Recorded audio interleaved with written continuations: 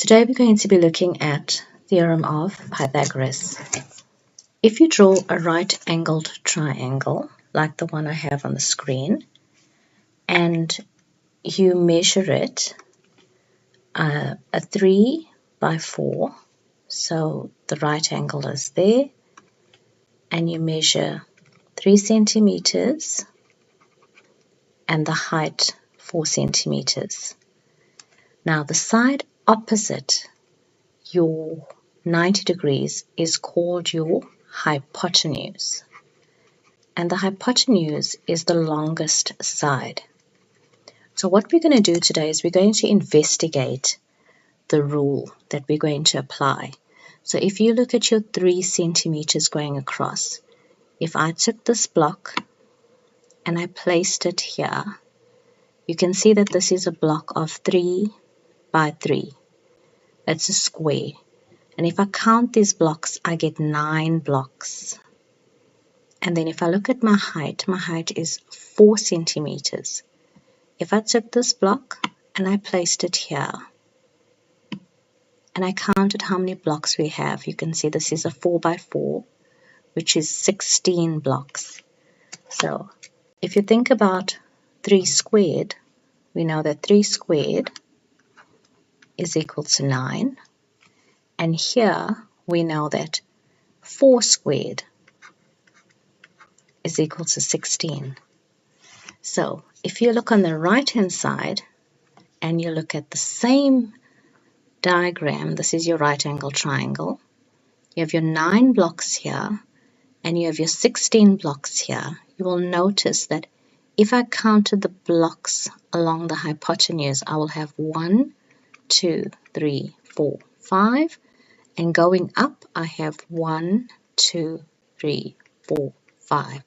So therefore, if I look at 5 squared is 25. Now, let's look at the relationship between the square, the small square, 3 squared. So if we add the square of the one side, which is 9, plus the square of the other side, which is 4 squared, which is 16, we can see that 9 plus 16 would give me 25.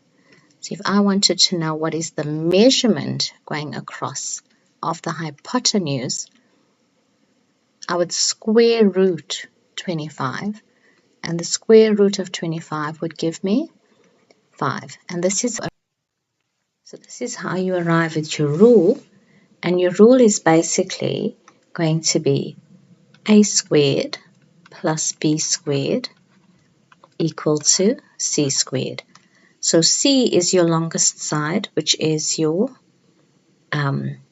hypotenuse. So we're going to, if I was working out c squared using this rule, I would then say a squared is 3 squared plus 4 squared equal to c squared. And that would be 9 plus 16, which would give me my c squared. And c squared is equal to 25. And in order to find c, the value of c, I would square root both sides. The square root of c squared is c, and the square root of 25 is 5. And so therefore my answer would be 5 centimeters. Okay, now we're going to look at another example. So if we go and we look at the first example here, and we're looking for the hypotenuse. Remember that the hypotenuse is opposite 90 degrees, and your hypotenuse.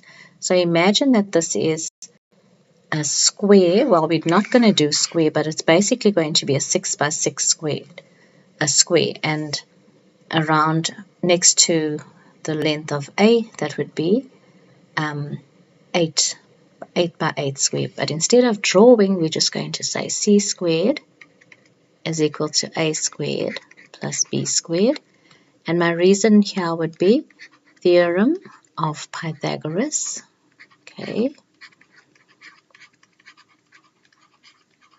And then we're going to say c squared is equal to 6 squared plus 8 squared, and c squared is equal to 36 plus 64, and c squared would equal 100. And then you would square root both sides, and c is equal to 10 units. So if we don't have a measurement, we just say 10 units. Okay, let's look at another example. Okay, this is slightly different from the previous one because in this example, you can see that the side opposite 90 degrees is your hypotenuse, and the hypotenuse in this case is given. And we know that the hypotenuse is the longest side. So if I want to find A, I'm basically going to say A squared is equal to the longest side, which is 13 squared, and we're going to subtract now because we're working in reverse. We're basically finding the smaller side. And my reason again would be Theorem of Pythagoras. Okay. And then we're going to work it out. And here we have A squared equal to, and 13 squared is 169. Subtract 144.